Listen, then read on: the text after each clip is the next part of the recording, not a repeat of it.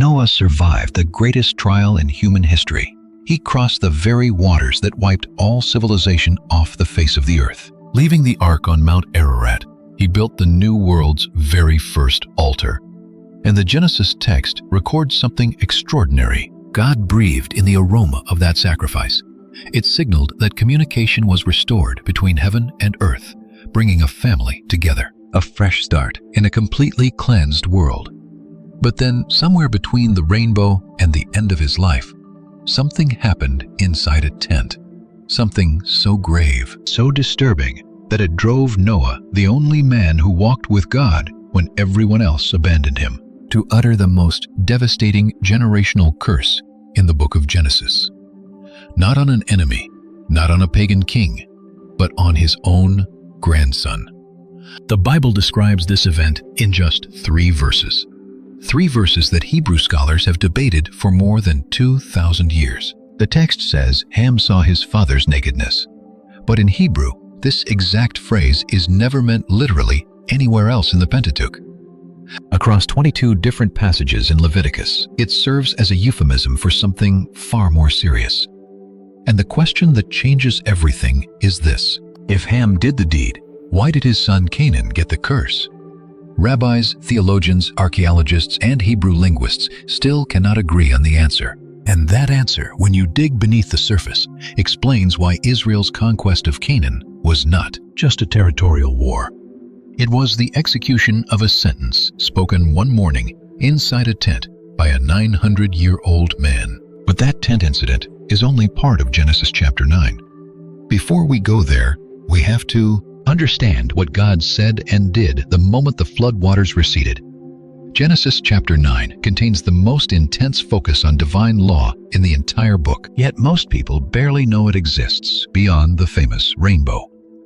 To truly understand Genesis chapter 9, we must first look at how the world started.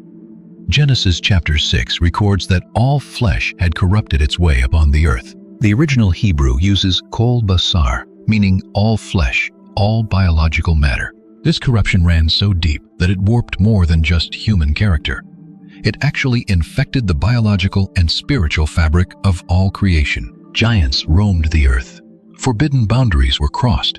The Book of Enoch even describes creatures that refused to recognize any authority, human or divine. The result was a global judgment that wiped out everything that had deformed God's original design. Noah, his wife, his 3 sons, Shem, Ham, and Japheth, and their wives stepped off the ark into a world with 0 inhabitants. Aside from those 8 people, there were 0 cities, 0 laws, and 0 government structures. The earth was empty, in a way no human had experienced since Adam.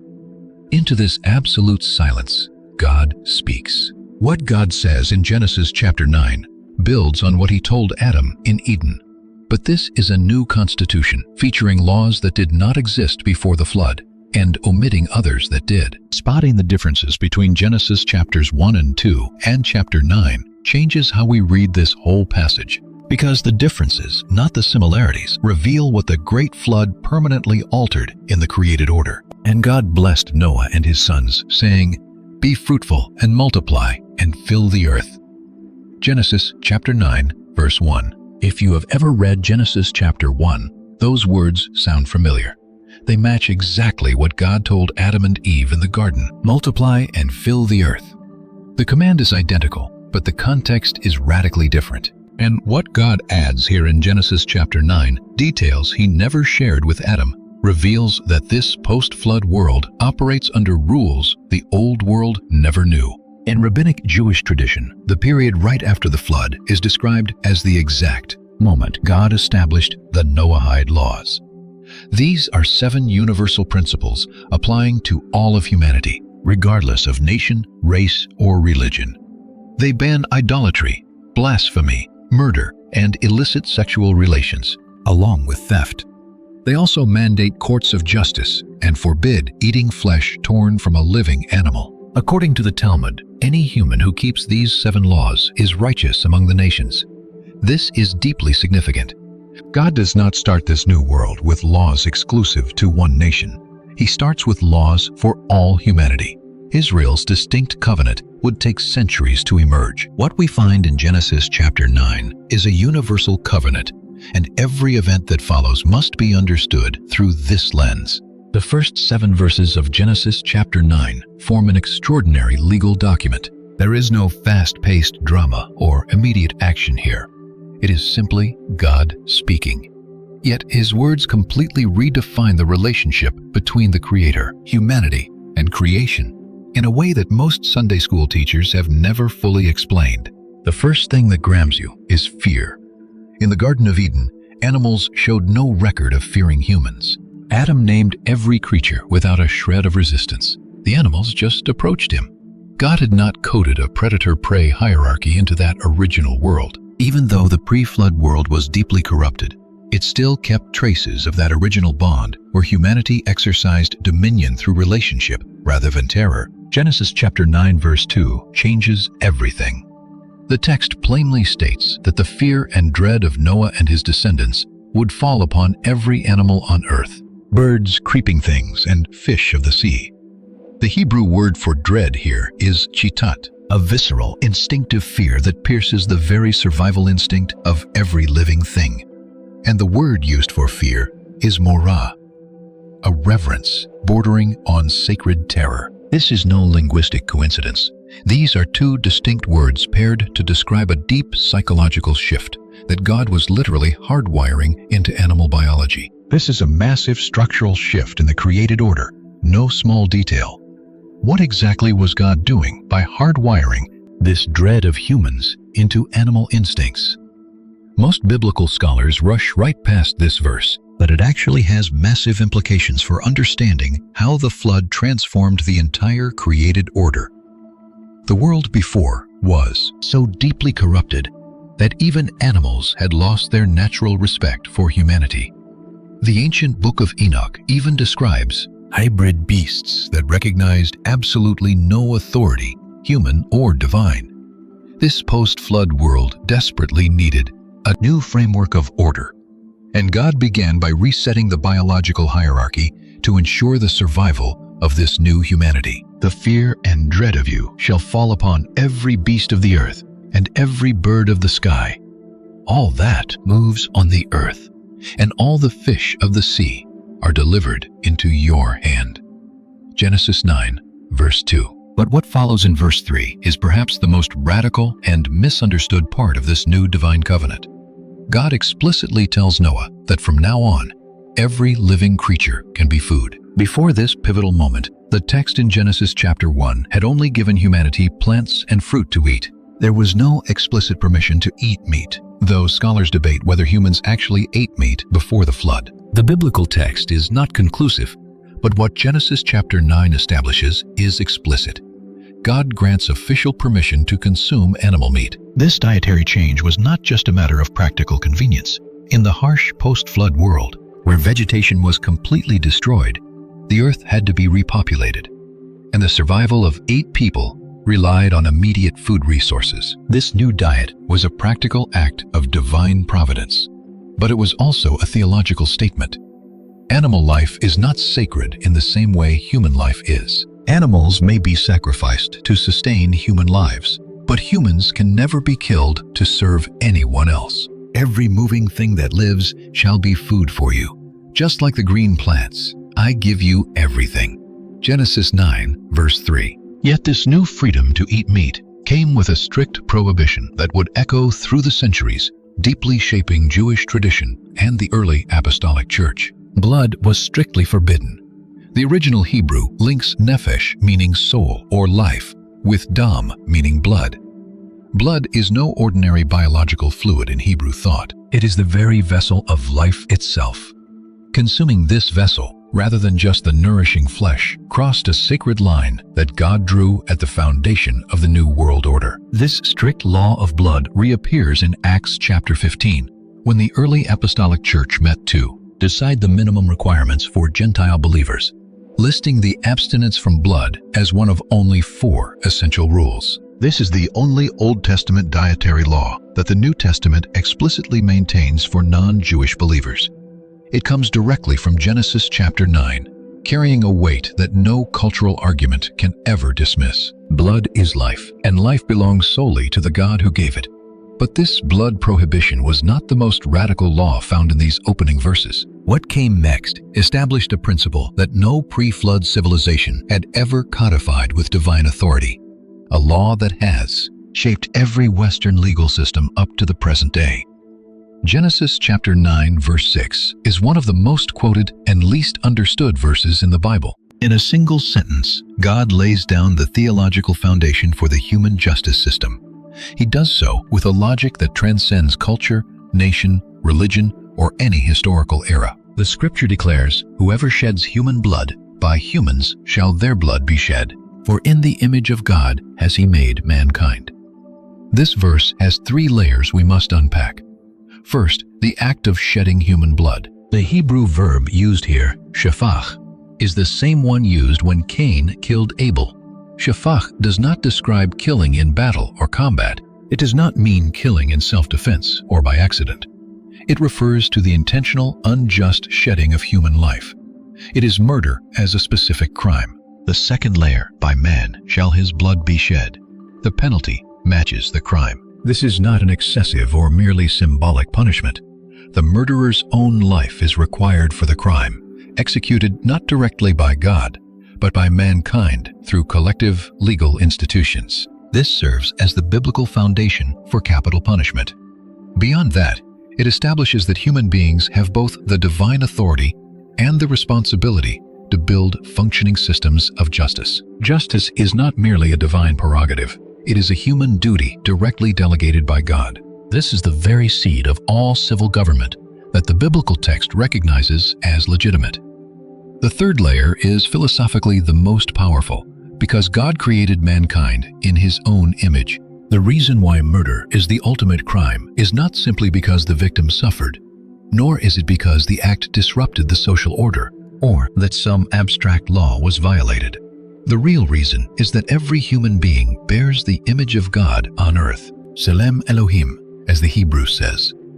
To murder a human being is to attack the very representation of the Creator in this physical world. It is a crime that transcends the human court and enters the divine. Ultimately, it is a declaration of war against the sovereignty of God himself. Whoever sheds human blood by humans shall their blood be shed. For in the image of God has he made mankind. Genesis 9, verse 6. Every modern debate surrounding human dignity, fundamental rights, the protection of human life, and the prohibition of torture. This entire philosophical and legal framework of the Western world has its deepest roots in this single phrase. Not in the French Declaration, nor in the American Constitution. In Genesis chapter 9, verse 6, human dignity is not some philosophical achievement of the modern world. It is an ancient theological declaration carrying a consequence that modern society often ignores. Human life is sacred, not because we decide it is, but because God created human beings in his own image. If you remove God from the equation, the foundation of human dignity becomes just a social convention, and conventions change whenever the majority decides to.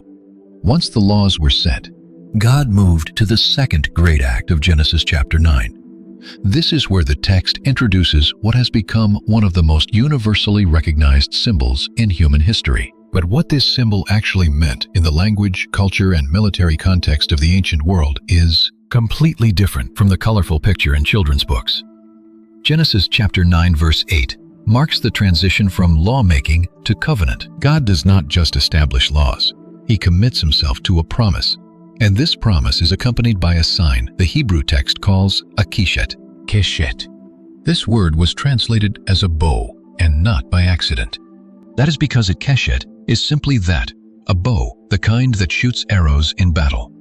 The exact same word appears in Genesis 19, describing weapons of war. The same word used in Psalm 76 to describe God shattering the bows of warriors. The same word that in 1 Samuel chapter 18 describes the bow Jonathan gave David as a covenant sign between two warriors. Across the ancient Near East, the bow was the ultimate weapon of war. It was personal, powerful, the ultimate symbol of strength and military authority. Assyrian and Egyptian kings were carved on monuments holding a bow, the conqueror's identity. The bow was an instrument of judgment, and God said he would set his keshet, his war bow, in the clouds. This is no beautiful weather phenomenon. It is a battle bow hung in the sky, with the string down and the body pointing up, the exact position of a bow hung up after the fighting is done. In the ancient world, when a warrior won a battle and decided to end the conflict, he would hang up his bow. It was a physical declaration of peace. The enemy was defeated. Justice had been served. The weapon could rest. This is what Genesis chapter 9 describes. It is not some weather decoration.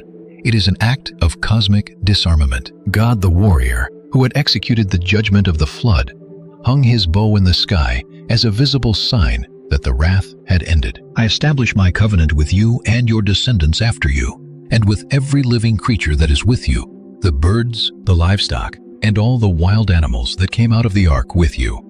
I establish my covenant with you, that never again will all life be destroyed by floodwaters, and never again will a flood devastate the earth.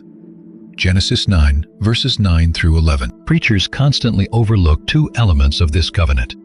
First, the pact was not made only with Noah and his sons. It was made with every living creature that left the ark: birds, livestock, and wild animals. It is a covenant between God and the entire biosphere, all of material creation. No other covenant in Scripture has such a massive scope. The Creator committed himself not just to humanity, but to all life he had preserved inside the ark. Second, the covenant does not promise that suffering will cease or that divine judgment will never happen again. It promises specifically that never again will there be a flood of waters to destroy the earth. This means other forms of judgment remain entirely possible. The book of Revelation does not contradict Genesis chapter 9. Fire is not water.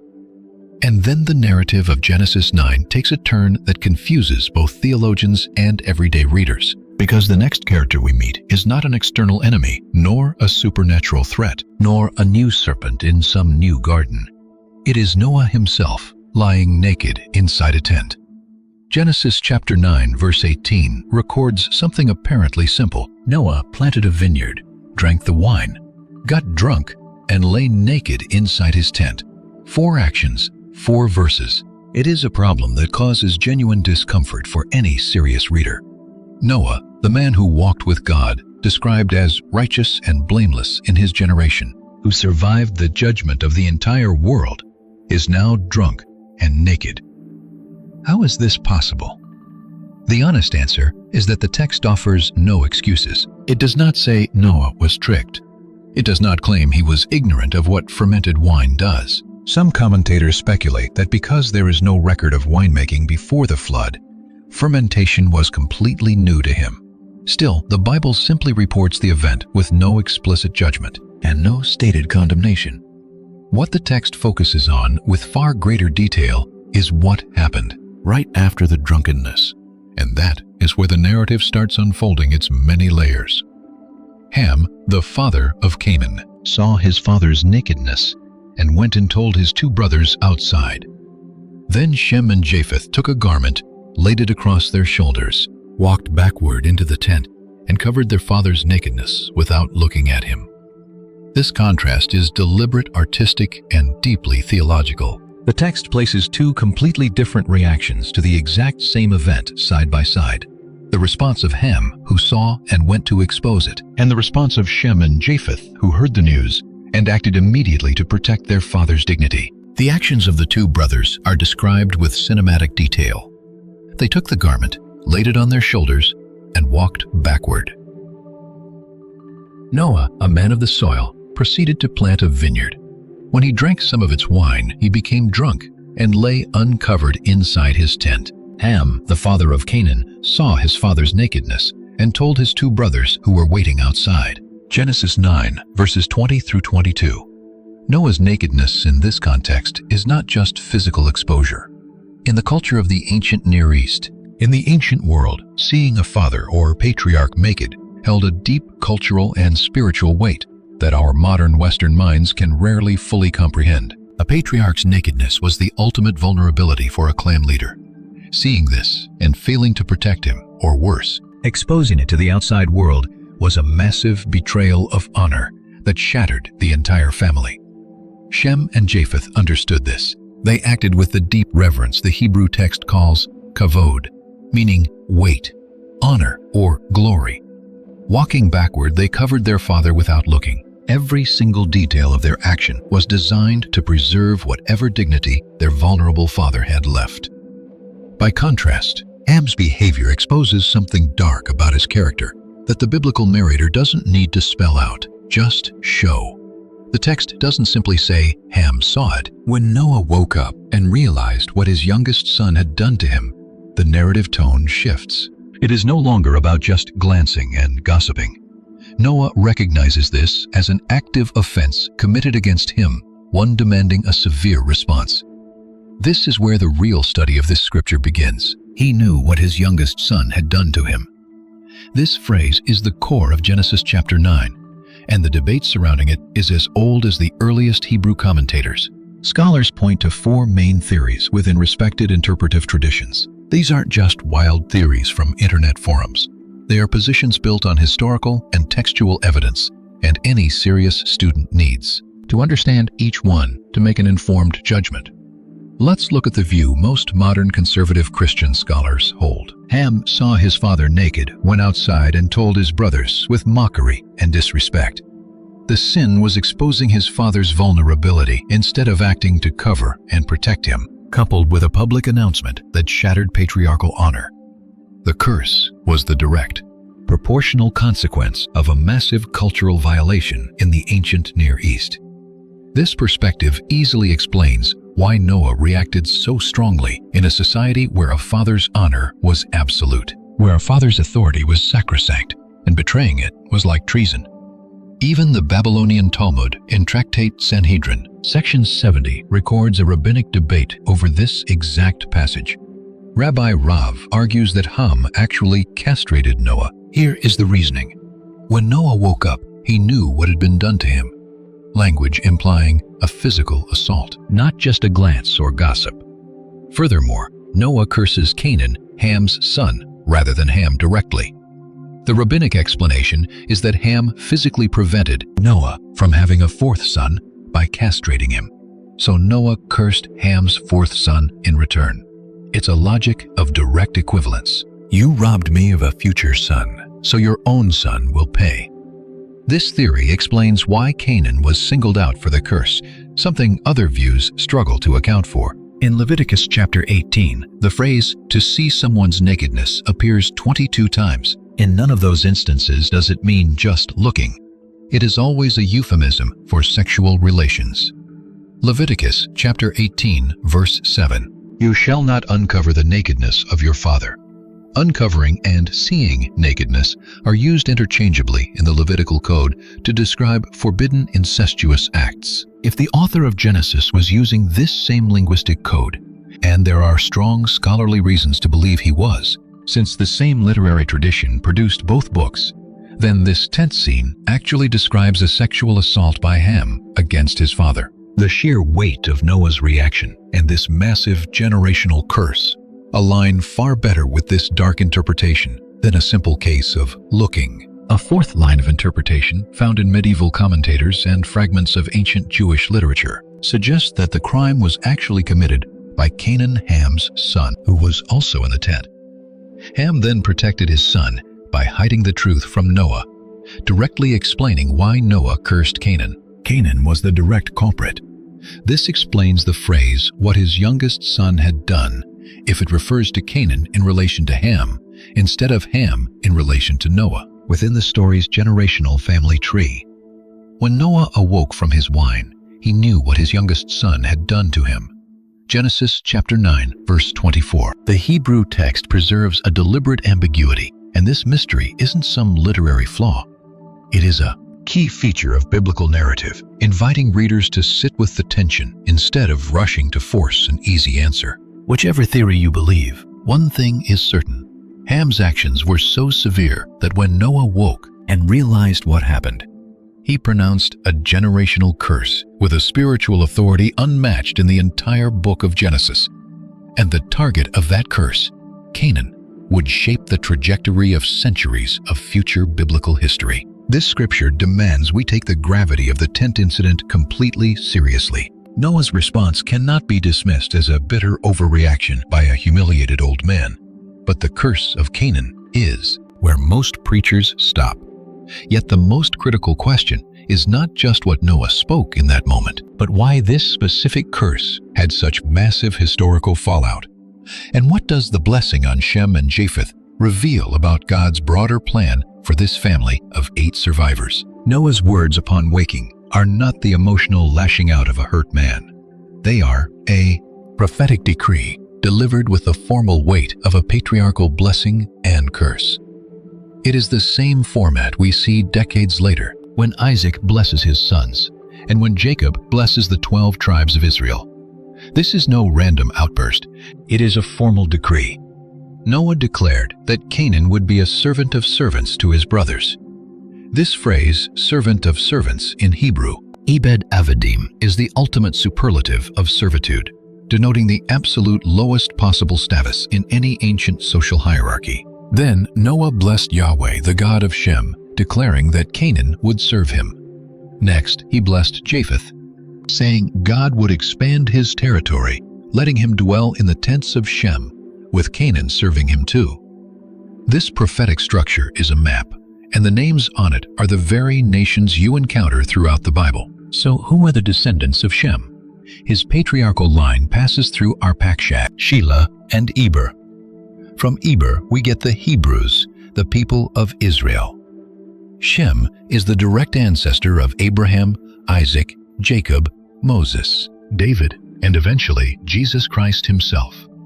When Noah declared, "Blessed be Yahweh God of Shem," he was pointing to Shem's lineage as the exact place where the divine presence would break into human history.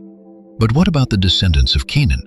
Genesis chapter 10 maps them out with absolute precision. Sidon Heph, the Jebusites, the Amorites, the Girgashites, the Hivites, the Arkites, the Sinites, the Arvadites, the Zemarites, and the Hamathites. These were the tribes occupying the very land promised to Abraham, the exact territory Israel would have to conquer under Joshua. The same giants that the spies sent by Moses would encounter fearsome men of massive, towering stature, who made them feel like mere grasshoppers. This ancient curse, spoken inside a tent, and Israel's actual conquest of Canaan, recorded in Joshua, are not isolated events separated by centuries. They are cause and effect, sentence and execution. What Noah declared that morning came to pass, not in weeks, but over centuries of history, tracked step by step through the scriptures. And then there was Japheth. The descendants of Japheth are identified in Genesis chapter 10 as the peoples who spread out toward the north and the west. The nation's later Jewish tradition would identify as the ancestors of the Indo-Europeans, including the Greek and Roman civilizations, and eventually the empires that dominated Europe and the Western world. God would indeed enlarge Japheth. Historically, the civilizations that descended from Japheth became some of the most geographically massive in human history. Many Christian theologians view Japheth dwelling in Shem's tents as a prophecy of Gentiles being grafted into the salvation coming through the Semitic line, a concept the Apostle Paul beautifully describes in Romans chapters 9 through 11, using the olive tree where wild branches are grafted in. And Noah declared, "Cursed be Canaan, a servant of servants shall he be to his brothers." He added, "Blessed be Yahweh God of Shem, and let Canaan be his servant." May God enlarge Japheth. Let him dwell in Shem's tents, and let Canaan be his servant. Genesis 9, verses 25 to 27. Here is a crucial historical warning. Throughout the 17th, 18th, and 19th centuries, some preachers and theologians twisted Canaan's curse to justify racial slavery. This interpretation is completely false on every theological level. The curse did not fall on all descendants of Ham, but fell specifically on Canaan, his son. This curse was historically fulfilled when Israel conquered the land of Canaan. It has absolutely no connection to modern or racial slavery. No respected rabbi, no early church father, and no medieval theologian ever made that link before the 17th century. It was manufactured to serve economic and colonial interests. We must address this because the biblical text is not responsible for how ideologues twisted scripture to justify the unjustifiable. Yet there remains a detail in Genesis chapter 9 that rarely gets the attention it deserves. The final verses record that Noah lived 350 years after the flood, raising a question few ever ask about what those centuries meant for the young human race growing around him. Let us look at Genesis chapter 9, verse 28. Noah lived 350 years after the flood. 350 years. For modern minds used to living 70 or 80 years, that is hard to fathom. But grasping this reality completely changes how we view human history after the Great Flood. Noah did not just survive the flood and vanish from the historical stage. He lived in this new world for over 3 centuries. 3 centuries of watching his children and grandchildren multiply as entire nations began to rise from that single family of 8 survivors. Based on biblical timelines, Abraham was born when Noah was 892. This means Noah was alive when Abraham was 58. They were contemporaries. The men who survived the ark, who heard the floodwaters rising day after day, who saw the very first rainbow paint the sky, and who built the first altar in the new world, hearing God establish the covenant of Genesis chapter 9. This very man walked the earth at the same time as the father of faith. Noah was not ancient archaeology. He was living history Abraham could have met. What did it mean to have a witness like that still alive? The apocryphal book of Jubilees suggests that Noah was revered with the deepest awe, viewed as a man who had touched the divine and lived to tell about it. He was not just an old man. He was living proof that God actively works in our world, that his judgments fall and his covenants are real. He showed that complete destruction can come, but so can salvation. Noah was a towering spiritual and moral anchor for a developing human race, an elder whose eyes witnessed what no other living person had, surviving to tell the story. Noah lived 950 years, and then he died. Genesis chapter 9, verse 29. Noah's death is recorded with striking minimalist simplicity, a single sentence of just 8 words. Yet it is no minor detail. It marks the passing of an irreplaceable witness. While Noah was alive, a living bridge connected the pre-flood world to the new one, carrying the personal memory of global destruction and divine promise. His death left the world without a single direct witness to everything that had happened. Apocryphal texts, like the Book of Jubilees, suggest this absence created a spiritual vacuum that was quickly filled by rebellions soon recorded in the canonical text of Genesis, including the construction of the Tower of Babel in Genesis chapter 11, right after the genealogical verses of Genesis chapter 10. This is not a narrative accident. It is a causal sequence. Step back and look at Genesis chapter 9 as a whole. A single chapter of 29 verses records 5 distinct events: the establishment of new laws for humanity, the covenant contract with all creation, the sign of the rainbow, the tent incident with its prophetic consequences, and the death of Noah. 5 events that read separately seem like a collection of minor fragmented stories, but read together with the right theological tools, they reveal a precise architecture. Genesis chapter 9 is where God recalibrates the human project. The antediluvian world had collapsed under the weight of a corruption that penetrated down to the biological level of creation. The flood was the answer, but the flood did not solve the problem of human freedom. He did not make new humans. He made new conditions for the old ones. And immediately, within the very first generation after the floodwaters receded, the same pattern resurfaced. Ham saw his father's nakedness, a decision was made, and the consequences of that choice rippled across centuries. The line of Shem produced Abraham. Abraham produced Israel. Israel produced David. And from David's line, centuries later, a child was born in Bethlehem whose Hebrew name, Yeshua, means Yahweh saves. Noah's blessing on Shem was not just a family announcement on a difficult morning. It was a prophetic mark on the thread linking Genesis chapter 9 with Revelation chapter 22. Canaan's descendants inhabited the promised land God gave to Abraham. The children of Israel had to go through these nations to claim what was promised. The giants Moses' spies encountered in Numbers chapter 13. Anak and his descendants. The sons of Anak, who lived in Hebron, were Canaanites. Israel's battle with Canaan did not start when they crossed the Jordan under Joshua. It all began in a tent the morning after a drunken night, when a 900-year-old patriarch woke up and learned what had been done to him. 4 centuries later, Joshua was executing a sentence pronounced by Noah. There is a New Testament verse rarely linked to Genesis chapter 9 in modern preaching, but Jesus spoke it as if Genesis chapter 9 were the most relevant scripture for understanding the days ahead. As it was in the days of Noah, so it will be at the coming of the Son of Man. For in the days before the flood, people were eating and drinking, marrying and giving in marriage, up to the day Noah entered the ark.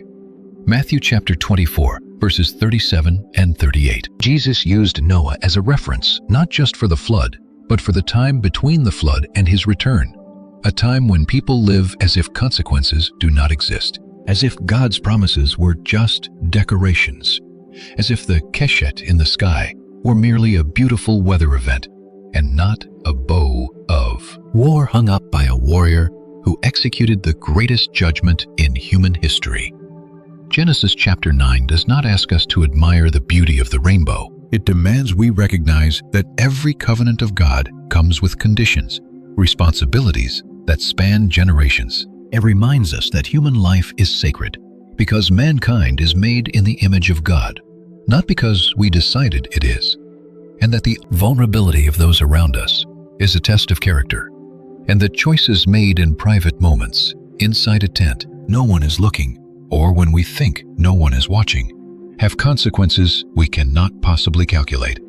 Noah did not foresee that his words that morning would shape the future nations of Israel's promised land. Ham did not realize that single moment would define his family line for centuries. Shem and Japheth did not know that walking backward into a tent with a garment would make them prophetic figures whose names theologians would debate for millennia. No one calculated, no one knew, but it happened anyway. Genesis chapter 9 holds 3 truths as precise and surgical as anything you have ever heard in a sermon, at a conference, or in a counseling session. First truth: God's covenant with you is bigger than you imagine. You probably view your relationship with Him as purely personal, just between you two, behind closed doors, one-on-one. And that is it. But Noah's covenant in Genesis chapter 9 was made with all creation. Everything, the birds, the reptiles, the fish. God does not work in isolated silos. He is committed to the entire world. And what you do here within this covenant carries consequences that outlive you. Every act of preservation, integrity, and care for what is around you is an act within a covenant God has never revoked. Second truth: the vulnerability of those around you is a test of character, not an opportunity. Ham saw Noah's vulnerability and made a choice. Shem and Japheth saw the exact same thing and chose the opposite. The difference was not what they saw, but who they were when they saw it. How do you respond when someone who taught you, shaped you, or held authority over you is vulnerable, weak, or fallen? What do you do with that? Who do you call? The text of Genesis chapter 9 answers that this choice made in a seemingly private moment inside a tent carries consequences you cannot possibly calculate when you are making that choice. Third truth: what looks like a private family crisis can be a turning point for generations. Noah likely had no idea that morning that his words were shaping nations yet unborn. He did not know he was drawing the line between the people who would inherit the promise and those who would occupy its territory. He did not know Joshua would be executing his sentence centuries later. No decision you make in your family exists in a vacuum. Every standard you set, every covenant you keep or break, every covering you offer or refuse doesn't stop with you. It ripples far beyond you in directions you will never live to see. Here is your takeaway. How do you respond to the vulnerability of those you love? What will do with what you saw, what you discovered, what you found when someone's guard was down? Walk in wisdom toward outsiders, making the best use of time. Let your speech always be gracious, seasoned with salt, so that you may know how to answer everyone. Colossians chapter 4, verses 5 and 6. Genesis chapter 9 opens with God speaking about life, the life of animals and human life, the prohibition on blood, because blood is life, and the sanctity of God's image, because attacking a life is attacking the Creator himself. Genesis chapter 9 begins with life and ends with death. Noah lived 950 years, and then he died. In a way, this is the entire pattern of human experience after the flood. After every storm life throws our way, God speaks, establishing covenants. God sets visible signs in the sky, and human history moves forward with coverings offered backwards, and pride declaring what it should actually protect. It continues with blessings spoken at dawn, and curses echoing down through generations, along with Shem, Japheth, and Ham, who live on inside every single human family that has ever existed. The rainbow never stopped appearing. God did not revoke that covenant. The question isn't whether the bow still hangs in the sky, but whether you understand what it represents and are living inside the covenant it signals, or simply enjoying the beautiful colors after a rainstorm. In the next video of this series, we will explore Genesis chapters 10 and 11, the Table of Nations, and the Tower of Babel. And you will discover that the 70 nations listed in that table are not just some arbitrary genealogy. They form the blueprint that the books of Daniel and Revelation use to map out the spiritual forces governing human history. This will completely change how you read Daniel chapter 10. I guarantee it. If this video helped you understand Genesis chapter 9 a little better, or if you learned something new about the rainbow, the tent, or Canaan's curse, please hit that like button. It is not a favor to me. It is what helps this message reach people who have never heard that the rainbow was actually a weapon hung up by God. Share this with someone who needs to hear it. God never promised there would not be another storm. He promised there would